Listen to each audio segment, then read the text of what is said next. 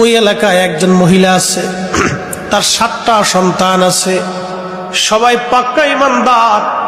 ওই মহিলাকে ধরে নিয়ে আসো, তার সন্তানদেরকে ধরে নিয়ে আসো। নবীজি বলতেছেন ওই মহিলা, তার সন্তান সহ মহিলাকে ধরে নিয়ে আসা হলো। ফেরাউন বলতেছে, মহিলা তুমি কি শুয়োরের গোশত খাবা? মহিলা বলতেছে, না, আমার জীবন চলে যাবে, আমি হারাম খেতে পারবো না। আল্লাহ যেটা নিষেধ করেছে সেটা আমি কখনোই খাবো না, যেটা আল্লাহ হারাম করেছে। মহিলাকে আবার বাদশা বলতেছে, মহিলারে তুমি যদি না খাও তাহলে তোমার সন্তান আছে, সন্তানরা খাবে কিনা? বলে সন্তানদেরকে জিজ্ঞাসা করে দেখতে পারো। বড় ছেলেকে ডাক দিয়ে বললেন, তোমরা কি এই শুয়োরের গোশত খাবা?